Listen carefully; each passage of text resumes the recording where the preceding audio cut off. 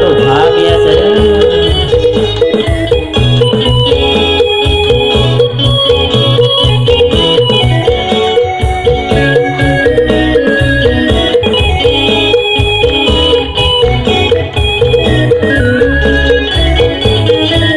ลาแล้วเมียน้อยสิหวานจอยจอยคอยก็อำลาตั้งแต่เฮาพบกันมาอายนี่นามีเรื่องวุ่นวาย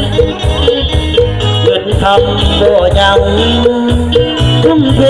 ให้กับดอกใจบัดยามหาเงินบ่ได้สร้างไปมีผู้บ่าวขายหน้าตีนบานหน้ามูลขายเกียงบ่ยังลงไหลน้ำน้ำขายเขาจนมาเมิดเล่าย้อนว่าลงตัวห่างเหินเมียตกเมียเขาตั้งแต่หูจากกับเจ้าเมียกินเขากับหยาดน้ำตาโดนเจ้าตัวเบิดหน้าตั้ง2-3 ตรงต่อไปคอยสิบ่ลงพะวงเมียน้องอีกนานสิหักเมียเขาบ่ให้เจ้าต้องมีน้ำตาขอบใจน้ำเมียใหญ่นะที่หับเอาอ้ายนั้นคืนมาลาแล้วเมียน้อยสิหวานจอยจอยคอยก็บ่หันผ่านมานั้นคือความฝันถือเป็นบทเรียนล้ำค่าเว้าครั้งสุดท้ายไอ้ขอบุกอำลาเอาดอกไม้ทุกเทียนโยมาเป็นขันลาแล้วเมียน้อยเอาเม็ดเล่ให้ป่าเดียจารตีสงสัยเมาข้ามประเทศเป็นแบบนี้เมามาแต่งงานดองถูกป่ะเอาเมาจากไหนเกษตรให้มันได้ขึ้นมาดีเด้อตัดยนเหลือไหนเอาเยอะก็ไปมาดิหากเจ้าจะรู้กันว่าเดี๋ยวระบำสุดในบอกไปทางวัยรุ่นบ้านเฮาเพลงนี้เป็นว่าอันนั้นก็เผื่อเพื่อนมีแต่นอนบ้านขับอันนั้นก็วัยรุ่นเถียงหน้าก็อย่ามันบางรายเพลงนี้ก็ไผ่กามนุ่งเอายุ่งบนนั้นดอก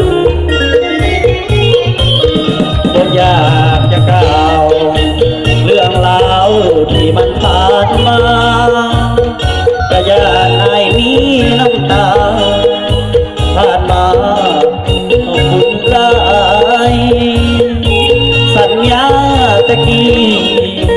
คือเราหาอายก็ไผ่บัดนี้เจ้าคือเปลี่ยนใจคุณไม่ไปมีคนอื่นคือเจ็บซ้ำเจ้าทำให้อายเสียใจผ่านมาถือว่าบุญหลาย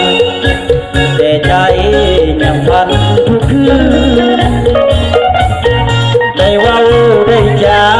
กับน้องลาย้ำหลับย้ำตื่นเดี๋ยวนี้เจ้ากลายเป็นอื่นฉันยืนโอ้ตัวสาเขาพาไปเที่ยว